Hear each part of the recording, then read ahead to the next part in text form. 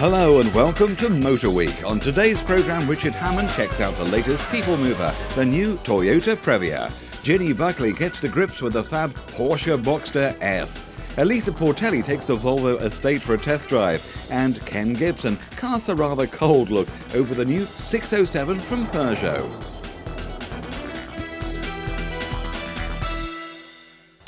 If MPVs had been around back in the 60s, then Cliff Richard and his cheesy mates could have ditched the double-decker in favour of something a little more practical for their summer holiday. Nowadays, of course, their choice would be endless, and this is the latest to join the herd or flock of MPVs. It's the all-new Toyota Previa, and it arrives just about in time because the old one was, well, past it.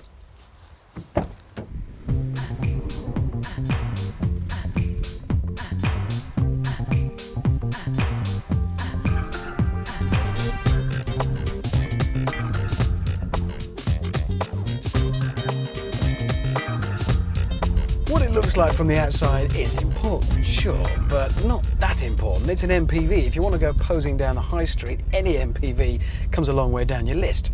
Somewhere after Nissan Micra and Peruda Nipper, I suspect. No, what matters here is the inside. So what do we get up here at the pointy end? It's quite a comfortable driving position. You know it's not a car. It does feel quite high up, but everything is well spaced out. The dashboard looks good. It's got the same bulbous bit in the middle, perhaps carried over from the old one. But other than that, very modern, very striking and sensibly laid out. And best of all, we've got loads of places to put all those bits of kit that you accumulate on a long journey. There are storage pockets everywhere. But even this isn't where the real action is.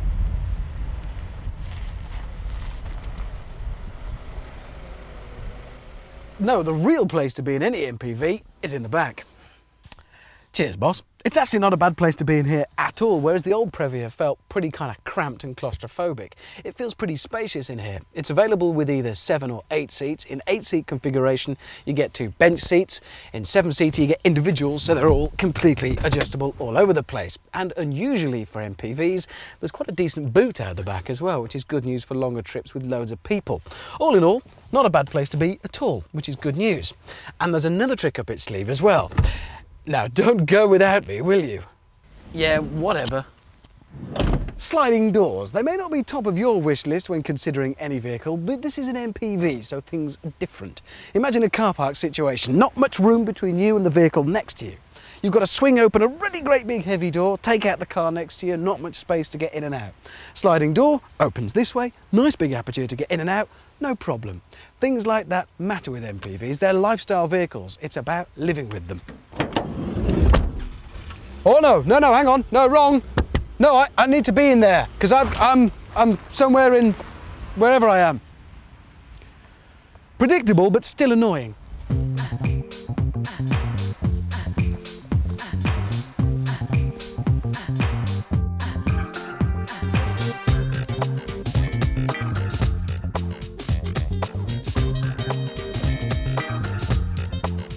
You can see echoes of the previous model's smooth shape, but it's been given edges and curves to bring it into the new millennium.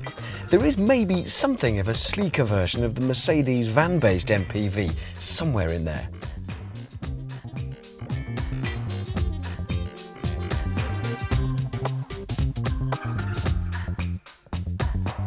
Now let's just keep in mind, this is an MPV. It has more in common with a van than with a hot hatch, so we're not expecting sparkling performance.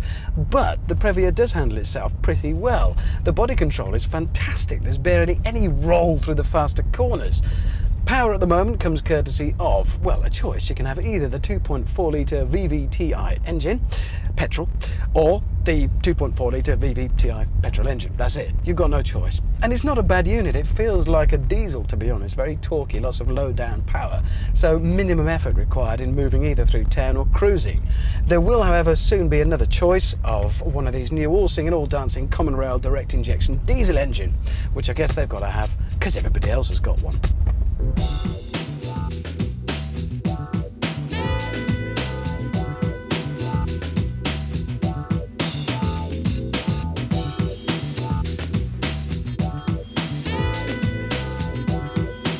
despite the surprisingly good handling, that engine is ultimately what lets it down. There is enough torque at the bottom end, but you do find yourself waiting for anything to happen as the revs rise, and it simply doesn't. On paper, the figures aren't too bad. Maximum speed 115 miles an hour, 0 to 60 dash in about 10.9 seconds. But in real life, it does disappoint.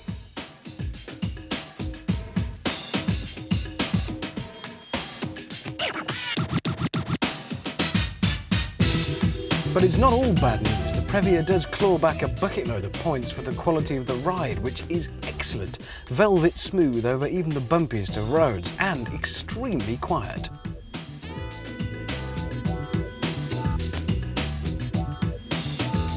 With the arrival of the new breed of mini MPVs, not many people really need expensive full-size MPVs like this class. But if you have or are planning a larger family, or maybe you just have so many friends who have to have it for parties, then the Previa, with its quite good looks from the outside, torquey engine, newly revised interior, has got to be worth considering. Heidi, I'm home!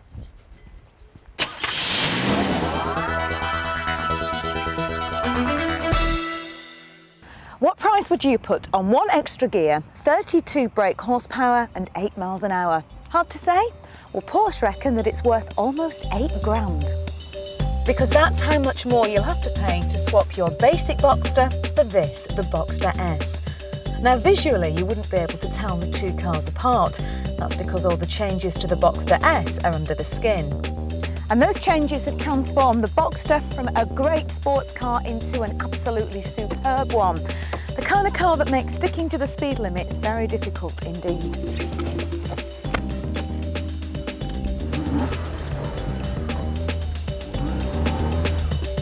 And it isn't just the engine that's been worked on. Porsche have made revisions to the suspension and the chassis. The shocks and springs are now much firmer, and the rear axle now has wheel mounts and guiding elements to help you get the most out of the car's performance. The Boxster's flat six now displaces 3.2 litres. And of course, with incredible performance like that, you need some pretty incredible brakes to go with it. And the Boxster S has got an all-new braking system based on the 911 Carreras. Still features ABS as standard, but the wheel discs are now larger and wider, and they've been cross-drilled so that you're guaranteed fantastic braking even in the worst conditions. Shall we? Shall we give it a try? Are you ready? Oh, lovely. I think we can safely say that they work just about fine. The S has got the extra gear that I mentioned earlier, and if you fancy it, then there's a Tiptronic option you can go for that lets you play at being a racing driver. It does, however, slightly reduce the performance, but as 0 to 60 only takes half a second more, I don't think you'll lose much sleep over it. Now, I know that talking about this car is beginning to make me sound like an infatuated teenager, so I've been trying to be practical and think about some of the bad points, and the best I can come up with is that the interior doesn't really feel like it belongs in a £42,000 car, and there aren't that many storage spaces in here for all your bits and pieces.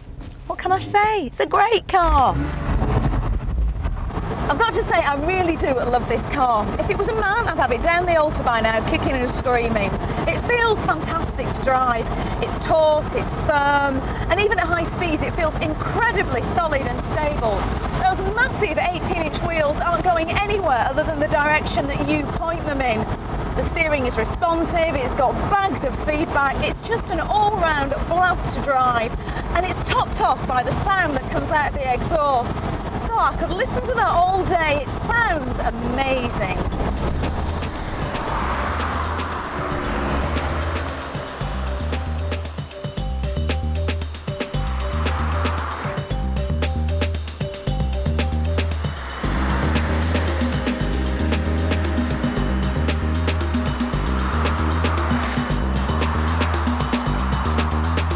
So is this wolf in sheep's clothing worth it?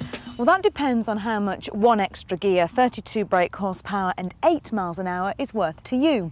Would you splash out on the Boxster S, or would you buy the basic Boxster and still have enough spare change to buy a brand new Volkswagen Lupo as well?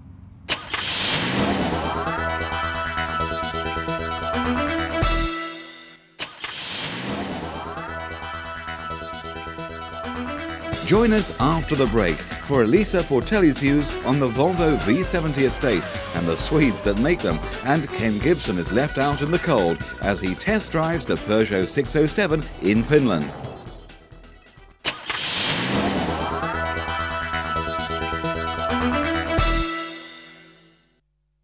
There are many things to admire about the Swedes.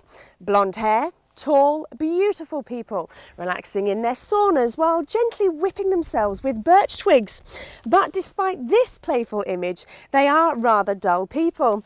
And nothing reflects this more than a big boxy Volvo estate.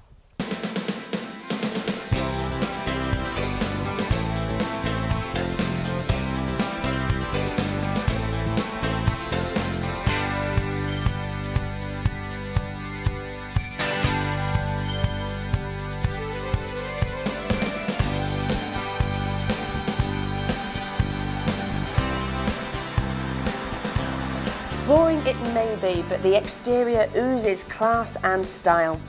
This body is well screwed together. Panel fit and paintwork will stand comparison to any German marque. It is sleeker than the outgoing model, the windscreen seems to slope more, and it has a rather pointed new front end.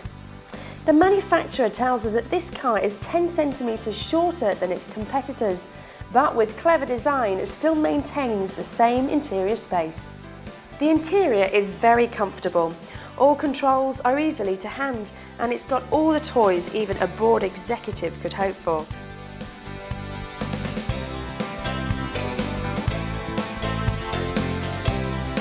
The boot's low capacity is, as you would expect, very impressive. This model is the T5. It boasts an impressive 250 brake horsepower from the 5-cylinder 2.3-litre turbocharged engine. The T5 designation, first seen in the early 90s on the 850, caused a stir in suburbia. A performance car with room for the kids and the dog. I haven't really been able to exploit the performance of this car on this short test drive, but it feels very quick with brakes and handling to match. This car is no sports car though. The sheer bulk makes this a rather formidable beast to pilot through narrow country lanes. However, if your two-seater sports car days are now behind you, this car is capable of putting a great big smile on your face. Once you've dropped the kids off, of course. Volvo Estates have a very strong image, but that doesn't come cheap. The T5 model comes in at a whopping £30,000, and the entry model is still £23,000. Now that kind of money will get your bum nestled in the leather seat of some serious motor cars. If you want a Volvo Estate but hanker after the image of a 4x4, then you'll have to wait till the summer when the XC all-wheel drive becomes available. Now if you like this car, then you'll probably never be happy with a BMW 5 Series or a Grand Cherokee, no matter how good they are. So buy the Boxy Estate. It is a good replacement to a fine motor car. I give the Volvo Estate the auto industry 2 kids and a Labrador award.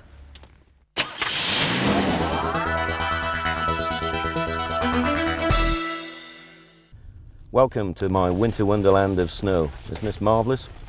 Well, the good news is that it's finally daylight, and the other good news is that we put the 607 to test on tarmac roads last night. It isn't actually snow everywhere here, and the initial reports were very good. The car drives as you'd expect of an executive. Peugeot are very sensibly being very realistic about their ambitions. They're not actually going for the German big boys, but they're aiming for the Vauxhall Amiga, the one mass-produced manufacturer that stayed in the executive sector and done very well. Peugeot believe that their new 607 has got the style, the price and the equipment to make a big dent into Vauxhall sales. Peugeot have invested so heavily into technology for the 607 that they actually claim it's got more computer technology on board than an Airbus jet. One of the big safety features is emergency braking assistance that improves the car's stopping distance by a significant 25%. I also like the fact that the hazard flashes come on in an emergency braking situation to warn following vehicles of the potential danger. And how about a warning sensor that lets you know if any of the pressure in the forward tyres drops? Of course, the 607 has all the usual executive toys, like navigation system, cruise control, a telephone with a special emergency call button, and it's also one of the cleanest cars for emissions on the road. But the real pièce de résistance of the safety air technology is that the car's fitted with the very clever electronic stability program. Once you're inside the 607, there is no doubt that it is a genuine contender for the executive class. It has everything you'd expect and stands very favourable comparison with the interiors of the BMWs and in fact the Mercedes. What I particularly like about it is how well the leather and the wood blends together. It looks very natural, it's very warm and inviting. What I also like is the simplicity of the layout. It's all easy to the eye, easy to touch, everything's in the right type of place. I also like the shape of it. There's a lot of curves to the dash and it has a very, very comfortable feel about it. I really have to say this ESP is the business. The 607 gets off to a flying start because it's a big car with genuine road presence, and that's courtesy of some very neat design cues that come from the drop-dead gorgeous 406 Coupe. I particularly like the very bold lights at the front. They're slightly reminiscent of the lights on the 206, which has made that such a leader in the style stakes. And at the rear, it has definite shades of the 406 Coupe, and that can't be bad. You get a choice of 3 new engines. There's a 2.2 petrol, a 2.2 turbo diesel, and a new 3-litre V6, all of which seem to perform pretty impressively from the short drives that we've had of them. This Peugeot is very, very big. Take a look at the back for room.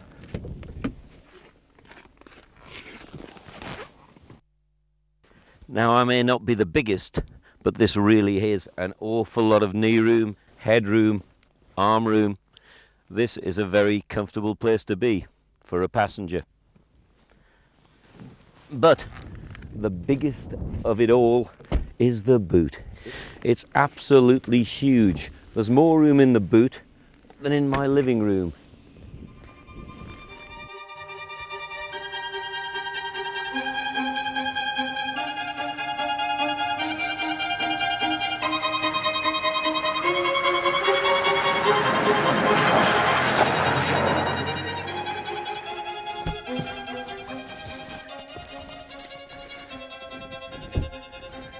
So, the million-dollar question is the undeniably stylish Peugeot 607 capable of making a dent in the executive car market?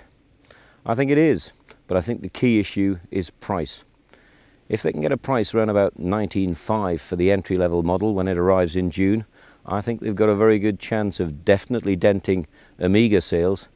I even think there's a potential to take sales from the German big boys, because there's got to be a few of those people that want something a little different and aren't totally obsessed with the old badge. Anyway, that's the end of this report. The only thing that's really worrying me is that Peugeot seem to be expecting me to stay in this teepee, which looks rather bleak. But there again, there have been people telling me for years that I really needed a teepee. I think they meant a teepee.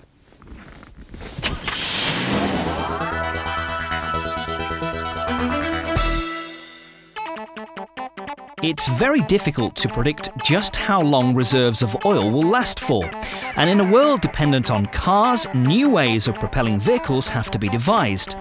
Current discoveries of oil last for 40 to 50 years, but as new finds are made, that just rolls on, but eventually, sometime, it has to stop. Probably not in our lifetime, so car makers are devising economical alternatives to the combustion engine. The Honda Insight is one of those cars and will go on sale in the UK this spring. It's a hybrid vehicle, so it uses a tiny 3-cylinder 995cc petrol engine alongside an electric motor. The two work together to provide the Insight with realistic performance. It's a super clean vehicle with what they call super ultra low emissions, different from a zero emission vehicle which would run solely on battery electric power. Although battery-powered cars are clean and a familiar sight on the roads of California, the problem is how long the power lasts for before needing to be charged again. Enter the hybrid vehicle. The Insight is not the world's first hybrid car. Toyota have their Prius small medium-sized saloon car, which has been on sale for 18 months in Japan and will also come to the UK soon. The Insight, like Audi's A2 and A8, is an aluminium car, which contributes to a large weight saving, weighing in at just 835 kilograms. It's perhaps the shape of the car which takes most getting used to, but it's the Insight's economy which dictates that. A very low drag means near 90 miles per gallon, 750 miles on 30 pounds worth of fuel. The Insight looks very much like other electric cars, and I can think of one produced by General Motors a couple of years ago which seems identical. It's also not unlike an old Citroën. The Insight uses a battery specially developed in conjunction with Panasonic. It weighs just 20 kilograms and produces 144 volts of power. It's the size of 2 shoeboxes and should last for around 10 years. The battery only charges to a maximum of 80% to prolong its life, and because it's a hybrid vehicle, it recharges whilst on the move. Honda engineers in development decided that the Insight must have the performance of a 1.5 Honda Civic, which was used as the benchmark. It's no use having this sort of technology if the car has the performance of a milk float, which it certainly doesn't. 300 patents are pending on the Insight, such as its revolutionary design. So, what's the Insight like to drive? Well, very good. You could be forgiven for thinking that this sort of vehicle wasn't fun, but here at the Croft Circuit in Darlington, those fears were easily dispelled. It's fairly quick, it's quiet, it's responsive. Sure, you don't get a kick in the back under acceleration, but the car responds well. Handling and ride are also surprisingly good. So if you want a car that is amazingly economical, environmentally friendly, and good to drive, the Insight might be just the car for you. Hybrid vehicles have certainly come a long way, and don't worry, this is no milk float.